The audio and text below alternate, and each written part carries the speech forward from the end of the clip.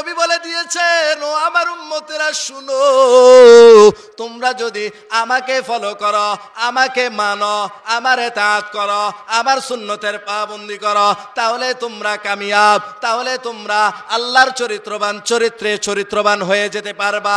আল্লাহর চরিত্রবান যদি হতে চাও তাহলে আমার সুন্নতকে মানো, আমাকে মানো, আমাকে আইডল হিসাবে মানো। মেসি নেইমারকে না, ওই বেদিন খ্রিস্টানদেরকে আইডল হিসাবে মানিও না, ওই বিভিন্ন খেলোয়াড়দেরকে আইডল হিসাবে মানিও না, বরঞ্চ আমাকে মানো, আমার সুন্নতের পাবন্দি করো, আমার তরিকাকে তুমি নিজের জীবনে বাস্তবায়ন করো রে, তাহলে তুমি পরিপূর্ণ ইমানদার, পরিপূর্ণ কামিয়াবি হবে। যদি কামিয়াবি অর্জন করতে চাও আমার সুন্নতকে মানো। নবিউল আরব ওয়াল আজম হযরত নবী আলাইহিস সালাতু ওয়াস সালাম বলেন, মান আহাব্বা সুন্নতি ফাকাদ আহাব্বানি ওয়া মান আহাব্বানি কানা মাই ফিল জান্নাহ। যে আমার সুন্নতকে মানলো, যে আমার হাবিব, যে আমার তরিকাকে মানলো, আমার জীবন আদর্শকে তার জীবন আদর্শে বানাইলো, সে কামিয়াব, সে যেন আমাকে মুহাব্বত করলো। আর যে আমাকে মুহাব্বত করলো সে আমার সাথে জান্নাতে থাকবে। সুবহানাল্লাহ। সাল্লু কামা রাআইতুমুনি উসাল্লি। ও আমার সাহাবায়ে কেরাম শুনো, আমাকে তোমরা যেভাবে নামাজ পড়তে দেখেছো ওইভাবে তোমরা নামাজ আদায় করো। আল্লাহ তাআলা কোরআনুল কারীমের মধ্যে বলে দিয়েছেন, ও আমার উম্মতেরা, ও আমার বান্দারা শোনো, তোমরা নামাজ আদায় করবে 5 ওয়াক্ত, কিন্তু কিভাবে আদায় করবে সেটা আমার হাবিব মায়ার নবী বিশ্ব নবী রাহমাতুল লিল আলামিন আমাদেরকে জানিয়ে দিয়েছেন। হজের কথাও আল্লাহ তাআলা কোরআনুল কারীমের মধ্যে বলেছেন, কিন্তু হজ কিভাবে করতে হবে সেটার বর্ণনা হাদিস শরীফের মধ্যে মায়ার নবী রাহমাতুল লিল আলামিন আমাদেরকে জানিয়ে দিয়েছেন। মায়ার নবী রাহমাতুল লিল আলামিন বলেন, খুদু আন্নি মানাসিকাকুম, তোমরা আমার থেকে যেভাবে হজ করতে দেখেছ, আমাকে যেভাবে হজ করতে দেখেছ তোমরা ওইভাবে হজ করো। আমাদের নবী আলাইহিস সালাতু ওয়াস সালাম প্রত্যেকটা আমলের কথা স্পষ্টভাবে ব্যাখ্যা দিয়ে গেছেন। আল্লাহ তাআলা মৌলিকভাবে বলে দিয়েছেন, ও আমার বান্দারা শোনো, তোমরা নামাজ পড়ো, যাকাত দাও, কিন্তু কিভাবে করতে হবে সেটা উল্লেখ করে নাই। কিন্তু এই সমস্ত বিষয়গুলোর ব্যাখ্যা দিয়েছেন কে? আমাদের নবী আলাইহিস সালাতু ওয়াস সালাম। সমস্ত কিছু ব্যাখ্যা দিয়েছে কে? নবীউল আরব ওয়াল আজম হযরত নবী আলাইহিস সালাতু ওয়াস সালাম। তিনার মিশন ছিল কোরআনের ব্যাখ্যা দিয়ে যাওয়া। শুরু থেকে নিয়ে শেষ পর্যন্ত তিনি কোরআনের ব্যাখ্যা দিয়ে গেছেন, প্রত্যেকটা বিষয়ের ব্যাখ্যা দিয়ে গেছেন।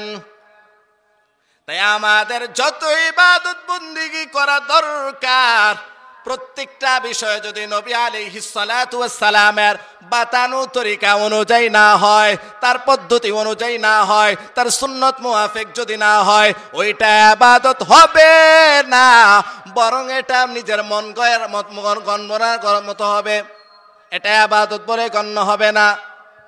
আমি যদি আমার নিজের মন খুশি মতো কিছু করি সেটা ইবাদত হবে না। কার তরিকা হতে হবে? নবীউল আরব ওয়াল আজম নবী আলাইহিস সালাতু ওয়াস সালামের তরিকা থাকতে হবে, তাহলে সেটা ইবাদত বলে গণ্য হবে। আজকেও জুমার মধ্যে বলেছি, ইবাদত কবুল হওয়ার জন্য শর্ত 3টা। কয়টা? একটা হলো ইখলাস, অন্তরের মধ্যে লালন করা। কি? ইখলাস। বান্দার ইবাদত বন্দেগী কবুল হওয়ার জন্য 1 নাম্বার শর্ত হলো ইখলাস, 2 নাম্বার শর্ত হলো হালাল রিজিক খাওয়া। কি? হারাম রিজিক খাইলে, হারাম রিজিক অন্বেষণ করলে ইবাদত কবুল হয় না। 2 নাম্বার শর্ত হলো হালাল রিজিক, যা আল্লাহ তাআলা কুরআনুল কারীমের মধ্যেও বলে দিয়েছেন, ইয়া আইয়ুহার রাসূল কুলু মিনাত তাইয়্যিবাতি ওয়া'মালু সালিহা। ও নবী, আপনি বলে দেন উম্মতদেরকে তারা যেন হালাল রিজিক অন্বেষণ করে এবং নেক আমল করে। 3 নাম্বার শর্ত বলেছি ইবাদত কবুল হওয়ার জন্য নবীর সুন্নত মোতাবেক, নবীর তরিকা অনুযায়ী প্রত্যেকটা আমল করা। কার মোতাবেক?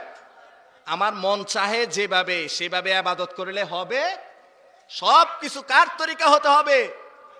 বিশ্বনবী মুস্তাফা সাল্লাল্লাহু আলাইহি ওয়াসাল্লাম এর তরিকা অনুযায়ী, তাহলেই সেটা ইবাদত বলে গণ্য হবে। আর যদি আমার ইবাদতকে ইবাদত বলে গণ্য করতে চাই, সেটা হতে হবে নবীর তরিকা।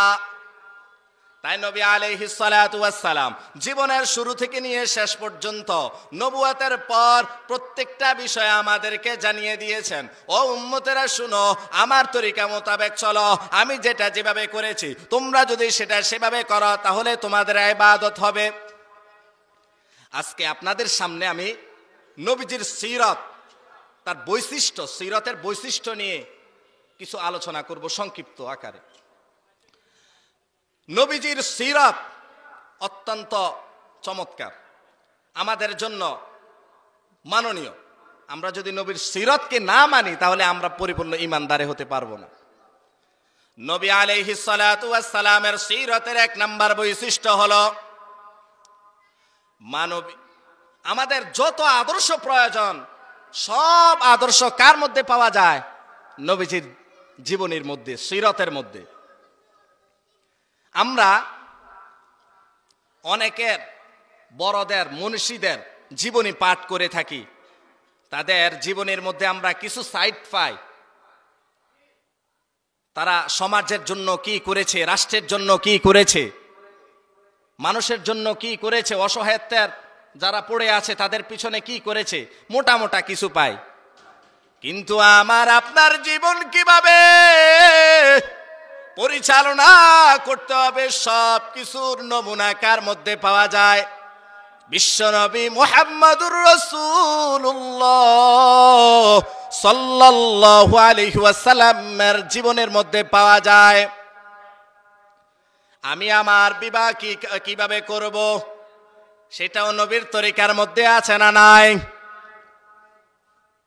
এই কারণে আমি আমার স্ত্রীর সাথে কিভাবে করব, আমি আমার স্ত্রীর সাথে গোপন মিলামেশা কিভাবে করব সেটাও আল্লাহর নবী, মায়ার নবী রাহমাতুল লিল আলামিন হাদিসে জানিয়ে দিয়েছেন। ও আমার উম্মতেরা শোনো, আমি তোমাদের জন্য প্র্যাকটিক্যালি মুআল্লিম, আমি তোমাদের জন্য প্রত্যেকটা বিধিবিধান বলে দিচ্ছি, তোমরা এভাবে করো। যদি এভাবে করো তাহলে তোমরা পরিপূর্ণ ঈমানদার হতে পারবে। আমাদের জন্য প্রত্যেকটা আদর্শের নমুনা হলো কে? নবীজি সাল্লাল্লাহু আলাইহি ওয়াসাল্লাম। বলেন না সাল্লাল্লাহু আলাইহি ওয়াসাল্লাম। আমার জীবনের, ব্যক্তিগত জীবনের, পারিবারিক জীবনের, রাষ্ট্রীয় জীবনের প্রত্যেকটা ক্ষেত্রে, প্রত্যেকটা সাইডের কি পরিমাণ, কিভাবে কি হবে সবকিছু কে বলে দিয়েছেন? নবীউল আরব ওয়াল আজম হযরত নবী আলাইহিস সালাতু ওয়াস সালাম আমাদেরকে বলে দিয়েছেন। এই কারণে কিছু বিধর্মীরা আছে আম্মা আয়েশা সিদ্দিকা রাদিয়াল্লাহু তাআলা আনহাকে নিয়ে কটূক্তি করে। কারণ কি? নবী আলাইহিস সালাতু ওয়াস সালামের গোপন বিষয় সম্পর্কে বেশি বর্ণনা করেছেন আম্মাজান আয়েশা রাদিয়াল্লাহু আনহা। বিধর্মীরা বলতে চায়, নাস্তিকরা বলতে চায়, মুনাফিকরা বলতে চায়, যারা ইসলাম বিদ্বেষী তারা বলতে চায় এই সমস্ত খুঁটিনাটি বিষয় বর্ণনা করে নির্লজ্জতার পরিচয় দিয়েছে। আমি তাদেরকে প্রশ্ন করতে চাই, ও ভাই, আমরা যদি এই সমস্ত খুঁটিনাটি বিষয় নবীউল আরব ওয়াল আজম হযরত নবী আলাইহিস সালাতু ওয়াস সালামের সিরাতের মধ্যে, তার জীবন আদর্শের মধ্যে না পাইতাম, তিনি যদি বর্ণনা না করতেন, তাহলে আমরা এগুলো পরিচালনা করতাম কি করে? আমাদের সব ক্ষেত্রের নমুনা আইডল হলো নবী আলাইহিস সালাতু ওয়াস সালাম। কিন্তু যদি আমরা এই ক্ষেত্রে কোনো আদর্শ না পাইতাম, তাহলে আমাদের পরিপূর্ণ আদর্শ নমুনা হিসাবে আমরা মানার জন্য তাকে তো পূর্ণাঙ্গ পেলাম না। এই কারণে নবীউল আরব ওয়াল আজম হযরত নবী আলাইহিস সালাতু ওয়াস সালাম প্রত্যেকটা বিষয় আমাদেরকে জানিয়ে দিয়েছেন। নবীউল আরব ওয়াল আজম হযরত নবী আলাইহিস সালাতু ওয়াস সালামের স্ত্রীরা আম্মা জান আয়েশা রাদিয়াল্লাহু আনহা বিশেষ করে তিনি বর্ণনা করে দিয়েছেন তিনার পারিবারিক জীবন কেমন ছিল, পরিবারের সাথে গোপন মেলামেশা কেমন ছিল, তিনি কেমনে জিমা করতেন, কিভাবে কি করতেন না করতেন, সব কিছু হাদিসে বর্ণনা আছে। আচ্ছা, আপনি যখন বিবাহ করেছি, এখন আমাদের বিবাহ করার মাকসাদ কি? জিমা করা, স্ত্রীর সাথে মেলামেশা করা। এখন এই মেলামেশা করার ক্ষেত্রে যদি তরিকা না থাকে, পদ্ধতি না জানা থাকে, তাহলে আমরা একটা বেজালের মধ্যে পড়ে যাব না? এই সমস্ত বিধিবিধান বর্ণনা করে বিদুর্মীরা বলে আয়েশা রাদিয়াল্লাহু আনহা নাকি নির্লজ্জতার পরিচয় দিয়েছে। নাউজুবিল্লাহ বলেন। অথচ নবীউল আরব ওয়াল আজম হযরত নবী আলাইহিস সালাতু ওয়াস সালামের জীবন কেমন ছিল? আল্লাহ তাআলা কুরআনুল কারীমের মধ্যে চ্যালেঞ্জ পেশ করে বলেছেন, ফাকাদ লাবিস্তু ফীকুম উমরাম মিন ক্বাবলিহি আফালা তাকিলুন। আয়াতটি নাযিল হয়েছে মক্কা। যখন মক্কার মধ্যে নবুয়াত প্রাপ্ত হওয়ার পূর্বে তিনি ছিলেন মক্কার মধ্যে। নবী আলাইহিস সালাতু ওয়াস সালামের দীর্ঘ একটা জীবন মক্কার মধ্যে কেটে গিয়েছে। যখন কালিমার দাওয়াত দেওয়া শুরু করেছে, মক্কার কাফের মুশরিকরা বলল, ও মুহাম্মদ, তুমি কি ধর্মের কথা বলো? কেউ কেউ তো নবী আলাইহিস সালাতু ওয়াস সালামকে কবিও বলেছে, পাগলও বলেছে, নাউজুবিল্লাহ, শায়েরও বলেছে, মাজনুনও বলেছে, নাউজুবিল্লাহ। নবী আলাইহিস সালাতু ওয়াস সালামের উপর আয়াত নাযিল করে আল্লাহ তাআলা চ্যালেঞ্জ পেশ করেছেন, ও মক্কার কুরাইশেরা শুনো, আমার দীর্ঘ জীবন, দীর্ঘ 40টি বছর তোমাদের মধ্যে কাটিয়ে দিয়েছি, আমার কোনো ভুল ত্রুটি তোমাদের মধ্যে কি প্রমাণ হয়েছে? নবীজিকে তারা উপাধি দিয়েছে আল আমিন, ঠিক নেই হুজুর? নবীজিকে তারা উপাধি দিয়েছে আল আমিন। সকলে, মক্কার মুশরিকরা সকলে তার কাছে আমানত রাখতো, নবীজির কাছে সাল্লাল্লাহু আলাইহি। সকলে বিশ্বাস করত তিনি বিশ্বাসী, সকলে মানত। কিন্তু যখন কালিমার দাওয়াত দেওয়া শুরু করেছে, ইসলামের দাওয়াত দেওয়া শুরু করেছে, তখন তারা বলতে লাগলো, তুমি একজন পাগল, তুমি একজন কবি, তুমি উমক, তুমি উমক। আল্লাহ তাআলা চ্যালেঞ্জ পেশ করে বলেছেন, ও মক্কার কুরাইশরা শুনো, আমার হাবিবের 40টি বছর মক্কার মধ্যে কাটিয়ে দিয়েছে। নবুয়াত প্রাপ্ত হওয়ার পূর্বে 40টি বছর যে তোমাদের কাছে ছিল, তিনি কি কোনো মিথ্যা কথা বলেছে? না না না। তাহলে কি তোমরা বুঝো না? আফালা তাকিলুন, তাহলে কি তোমরা বুঝো না তিনি যে সত্য নবী? নবীজির সিরাতের একটা বৈশিষ্ট্য হলো, আমাদের যত আদর্শ প্রয়োজন সব কিছু নবীজির জীবনের সিরাতের নমুনার মধ্যে পাওয়া যায়। নবীজির সিরাতের 2 নম্বর বৈশিষ্ট্য হলো, আল্লাহর নবী, মায়ার নবী, রহমাতুল লিল আলামিনের সিরাতকে, তার জীবন আদর্শকে আল্লাহ তাআলা বিশেষ তত্ত্বাবধানে গড়ে তুলেছেন, যার ফলে এতটুকু অন্যায়, এতটুকু ভুল কোন সময় সংগঠিত হতে পারে নাই। কেউ কোনোদিন নবীজির ভুল ধরতে পারে নাই, পারবেও না। কারণ আল্লাহ তাআলা বিশেষ নিগরানির মাধ্যমে নবীজির সিরাতকে, তার জীবন আদর্শকে, তার জীবনকে গড়ে তুলেছেন। সুবহানাল্লাহ। যেমন একটা ঘটনা শুনুন, নবীজি গান বাদ্যের বিরুদ্ধে বলেছে কিনা? নবীজি গান বাদ্যের বিরুদ্ধে বলেছে। ঢোল তবলা গান বাদ্য হয় না, বিভিন্ন মাজারে, বিভিন্ন বিয়া অনুষ্ঠানে হয় না, এগুলার বিরুদ্ধে বলেছে কিনা? হাদিস শরীফের মধ্যে স্পষ্ট আছে, কোরআনুল কারীমের 21 নম্বর পারার 10 নম্বর পৃষ্ঠার মধ্যে স্পষ্ট আছে, গান বাদ্য খেলাধুলা এগুলোতে সম্পূর্ণ হারাম। এখন নবীজি যদি তার জীবনে কোনো সময় গান বাদ্য শুনতেন, তাহলে গান বাদ্যের বিরুদ্ধে যখন বলতে লাগলো, তখন তারা বলতো, এই তোমার না দেখছি গান বাদ্যর মধ্যে যাও, গান বাদ্য করো। খোঁটা দিত কি না? অবশ্যই দিত। এই কারণে আল্লাহ তাআলা বিশেষ নেগরানির মাধ্যমে নবীজির সিরাতকে, তার জীবনকে তত্ত্বাবধানে গড়ে উঠেছেন। যেমন নবীজির বয়স যখন 14 বছর, কত বছর?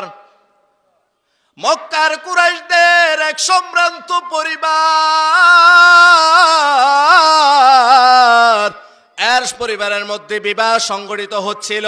ওই বিবাহের মধ্যে তারা ধনাঢ্য ছিল, আমাদের পরিবারের মধ্যেও, আমাদের এলাকার মধ্যেও। দেখেন, যারা একটু টাকা পয়সাওয়ালা, টাকা পয়সা আছে, যাদের ধন সম্পদ আছে, তাদের বিবাহ অনুষ্ঠানের মধ্যে গুনাহ বেশি হয় না? না হয় কি হয় না? গেট হয়, বিভিন্ন অনুষ্ঠান, বিভিন্ন নাচ গান, নর্তকী এনে অযথা টাকা পয়সা খরচ করে কি করে না? ওই সময় তারা করেছিল এরকম। মক্কার মধ্যে এক সম্ভ্রান্ত পরিবার, মেয়ের বিবাহ হচ্ছিল। ওই বিবাহের মধ্যে গান বাজনা শুরু করেছে। নবীউল আরব ওয়াল আজম, নবী আলাইহিস সালাতু ওয়াস সালাম এই গান বাদ্য শোনার আগেই তিনি এমন অচেতন ঘুমের মধ্যে পড়ে গিয়েছেন, সকাল পর্যন্ত নাচ গান হয়েছে, তিনি কইতেও পারে না। সুবহানাল্লাহ। আল্লাহ তাআলা বিশেষ নেগরানির মাধ্যমে নবীজির সিরাতকে গড়ে উঠেছেন। আরেকটা ঘটনা শুনুন।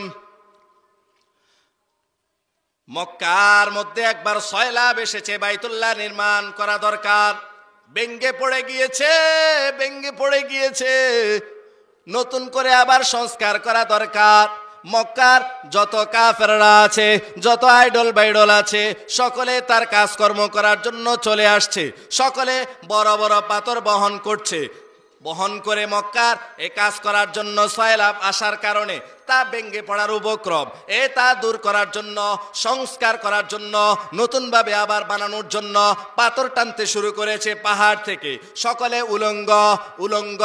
নবীউল আরব ওয়াল আজম হযরত নবী আলাইহিস সালাতু ওয়াস সালামকে বলতেছে তারা, ও মুহাম্মদ, তুমি দেখো না সকলে উলঙ্গ, তুমি উলঙ্গ হও না কেন? তারা কেন উলঙ্গ হতো জানেন?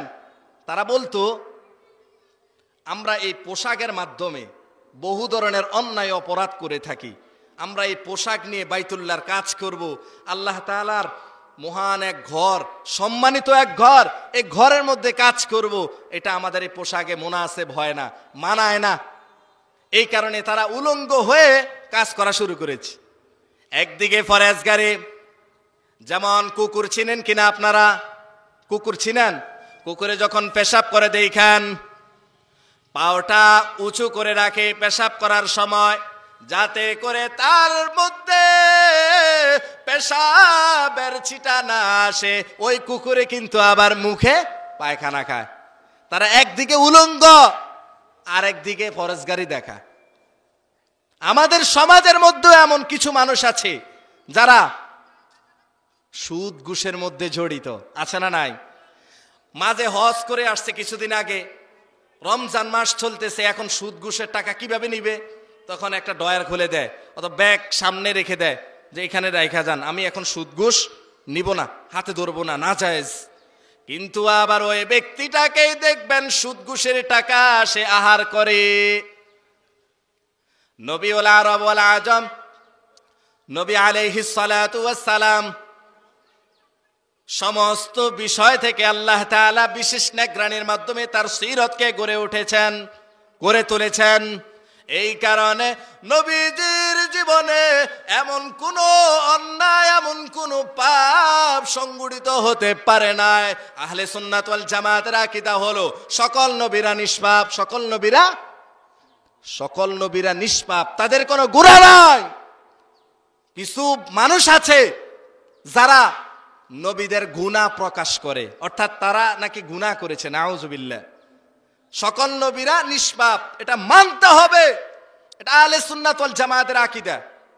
না হয় আপনি পূর্ণাঙ্গ মুমিন হবেন না। তো সমস্ত নবীরা নিষ্পাপ, আমাদের নবীও নিষ্পাপ। আমার নবীর জীবনের মধ্যে এমন কোন ভুল, এমন কোন অন্যায় সংগঠিত হতে পারে নাই যার কারণে এই সমস্যা হবে। নিষ্পাপ তিনি। নবীজির সিরাতের 2 নাম্বার বৈশিষ্ট্য হলো আল্লাহ তাআলা বিশেষ নেকরানির মাধ্যমে নবীজির সিরাতকে গড়ে তুলেছেন। তাই তার জীবনে এমন কোন ভুল, এমন কোন অন্যায় সংঘটিত হতে পারে নাই। নবীজির সিরাতের 3 নাম্বার বৈশিষ্ট্য হলো মানবীয় কারণে বা পারিপার্শ্বিক কারণে এমন কোন গুনাহ, এমন কোন কাজ যদি করে ফেলার ইচ্ছা পোষণ করতেন যা আল্লাহ তাআলার মুয়াফিক না, আল্লাহ তাআলার ইচ্ছার বাইরে, তখন আল্লাহ তাআলা ওহির মাধ্যমে জানিয়ে দিতেন, ও আমার হাবিব শোনো, তুমি এটা কইরো না, ওটা করিও না। যেমন বড় একজন মুনাফিক ছিল আব্দুল্লাহ ইবনে সালুল, তিনি বড় একজন মুনাফিক ছিল, ইসলামের দুশমন ছিল, মুসলমানের দুশমন ছিল, কিন্তু নিজেকে প্রকাশ করত সব সময় আমি মুসলমান, আমি বড় একজন পাক্কা নামাজি, সে নিজেকে দাবি করত, অথচ সে মুসলমান ছিল না। পিছনে পিছনে গোপনে গোপনে ইসলামের বিরুদ্ধাচরণ করত। এই আব্দুল্লাহ ইবনে সালুল যখন মৃত্যুবরণ করেছে তখন তার ছেলের নামও আব্দুল্লাহ। বর্তমানে আমাদের এমন সমাজের মধ্যে আছে যে অত্র এলাকার মধ্যে যদি কোনো একটা নাম থাকে, আব্দুল্লাহ নামে ধরেন নাম থাকে, তাহলে এই নাম রাখা যাবে না। তাকাল্লুফি, লৌকিকতা, নাম রাখা যাবে না। অথচ আল্লাহর নবী, মায়ার নবী, বিশ্ব নবী রাহমাতুল লিল আলামিন বলেন, ইন্না আহাব্বা আসমাইকুম ইলাল্লাহি আব্দুল্লাহ ওয়া আব্দুর রহমান। আল্লাহ তাআলার নিকট সবচেয়ে পছন্দনীয় নাম 2টা। কয়টা? কথা বলেন ভাই। আল্লাহ তাআলার নিকট সবচেয়ে পছন্দনীয় নাম হলো 2টা, একটা হলো আব্দুল্লাহ, আব্দুর রহমান। তো আব্দুল্লাহ মুনাফিক, আব্দুল্লাহ ইবনে সালুল ওনার বাবার নাম, উনি হচ্ছে একজন মুনাফিক, আর আব্দুল্লাহ ওনার ছেলে, মুনাফিকের ছেলে, উনি একজন জলিলুল কদর সাহাবী, বড় ধরনের সাহাবী। তিনি বলতেছে, ও নবী, ইয়া রাসূলুল্লাহ, ইয়া হাবিবাল্লাহ, আমার বাবার জানাজাটা যদি পড়াইতেন তাহলে ভালো হইতো। নবী আলাইহিস সালাতু ওয়াস সালামের ছিল মানবিকতা। তিনি বললেন, এত বড় একজন সাহাবী আমাকে বলতেছে জানাজার নামাজ পড়ানোর জন্য, নামাজটা পড়ানো উচিত, নামাজটা পড়ানো উচিত। তিনি নামাজটা পড়াইলেন। আল্লাহ তাআলা সাথে সাথে আয়াত নাজিল করে বলেছেন, ওয়ালা তুসাল্লি আলা আহাদিম মিনহুম মাতা আবাদা ওয়ালা তাকুম আলা কবরিহি ইন্নাহুম কাফারু বিল্লাহি ওয়া রাসূলিহি ওয়া মাতু ওয়া হুম ফাসিকুন। ও আমার হাবিব, ও আমার দোস্ত, এমন ব্যক্তিদের জানাজার নামাজ পড়াবেন না, কারণ তারা একজন বড় মুনাফিক ছিল, ইসলামের দুশমন ছিল। তারা এমত অবস্থায় মৃত্যুবরণ করেছে যে তারা আল্লাহ এবং তার রাসূলের সাথে অবাধ্য হয়েছে, কুফরি করে মৃত্যুবরণ করেছে, কাফের বেঈমান হয়ে মৃত্যুবরণ করেছে। ওয়ালা তাকুম আলা কবরিহি, তাদের কবরের মধ্যে গিয়ে দোয়া করবেন না। ইন্নাহুম কাফারু বিল্লাহি ওয়া রাসূলিহি, কেননা তারা আল্লাহ এবং তার রাসূলের বিরুদ্ধাচরণ করেছে। ওয়া মাতু ওয়া হুম ফাসিকুন, এমত অবস্থায় তাদের মৃত্যু হয়েছে। নাউযুবিল্লাহ। এই কারণে উলামায়ে কেরাম লিখেছে, যারা প্রকাশ্যে মুসলমান দাবি করে, প্রকাশ্যে ইসলামওয়ালা দাবি করে, অথচ মুসলমান এবং ইসলামের বিরুদ্ধাচরণ করে, নেতৃস্থানীয় ওলামায়ে কেরাম তাদের জানাজার নামাজ পড়াবে না, যাতে করে এই সমস্ত লোকেরা সতর্ক হয়। এই সমস্ত লোকেরা সতর্ক হয়। বর্তমান কিছু মানুষ আছে, চায়ের দোকানে, বাজারে ঘাটে দেখলে আমরা বুঝতে পারি তারা ইসলাম মুসলমানদের বিরুদ্ধাচরণ করে কি করে না? মাদ্রাসার বিরুদ্ধাচরণ করে, কওমি হক্কানি ওলামায়ে কেরামদের বিরুদ্ধাচরণ করে, বিভিন্ন তাবলিগ পন্থী নিয়ে তারা বিরুদ্ধাচরণ করে। যারা হক্কানি ওলামায়ে কেরামদের বিরুদ্ধাচরণ করে, বুঝতে হবে তার সমস্যা আছে। তা আমরা আল্লাহ তাআলার কাছে পানা চাই, আল্লাহ তাআলা যাতে করে আমাদেরকে হক্কানি ওলামায়ে কেরামদের বিরুদ্ধাচরণ থেকে হেফাজত করে। সকলে বলে আমিন। পেয়ারা হাজিরিন, বলতেছিলাম নবী আলাইহিস সালাতু ওয়াস সালাম হলেন নিষ্পাপ।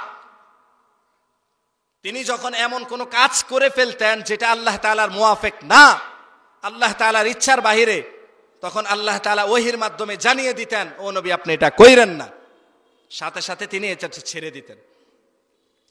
নবী আলাইহিস সালাতু ওয়াস সালামের সিরাতের 4 নাম্বার বৈশিষ্ট্য হলো নবীজির সিরাতের মধ্যে আল্লাহ তাআলার প্রতিবিম্ব পড়েছে, ছায়া পড়েছে, ছায়া।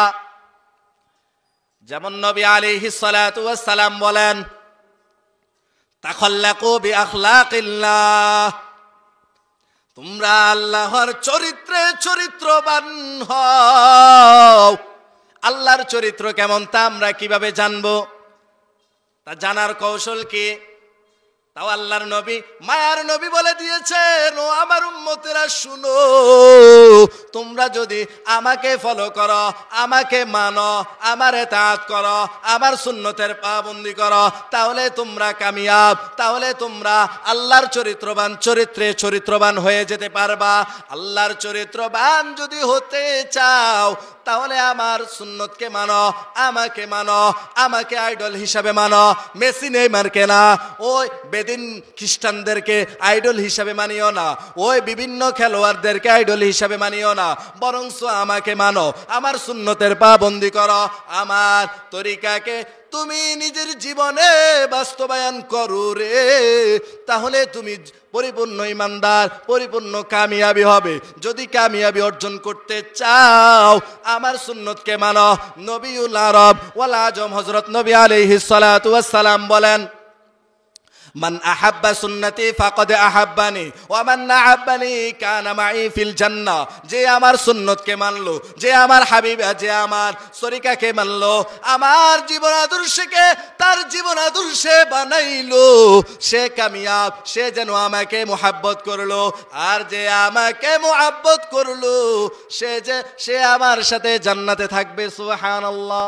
তাই নবীজির সুন্নত মানার দরকার আছে না নাই? চিল্লায়া বলুন, আছে না নাই? নবীজির সুন্নত যে ব্যক্তি পরিপূর্ণ মানবে সে কামিয়াব। যেমন সালাম দেওয়া কার সুন্নত? আমাদের পরস্পরের মধ্যে এখন কিন্তু বিভেদ, বিভিন্ন বিষয়ে। এই বিভেদ দূর করার কৌশল আল্লাহর নবী বলে দিয়েছেন। যদি আমরা এই কৌশল অবলম্বন করতে পারি তাহলে আমরা কামিয়াব, এবং পরস্পরের মধ্যে যে বিভেদ সেটা দূর হয়ে যাবে।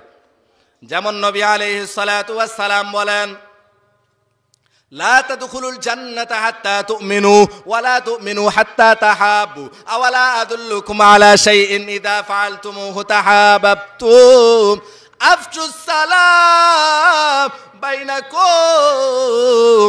ও আমার উম্মতেরা শোনো, তোমাদেরকে আমি বলে যাই, লা তাদখুলুনাল জান্নাতা হাত্তা তুমিনু, ঈমানদার হওয়া ব্যতীত জান্নাতে প্রবেশ করতে পারবে না।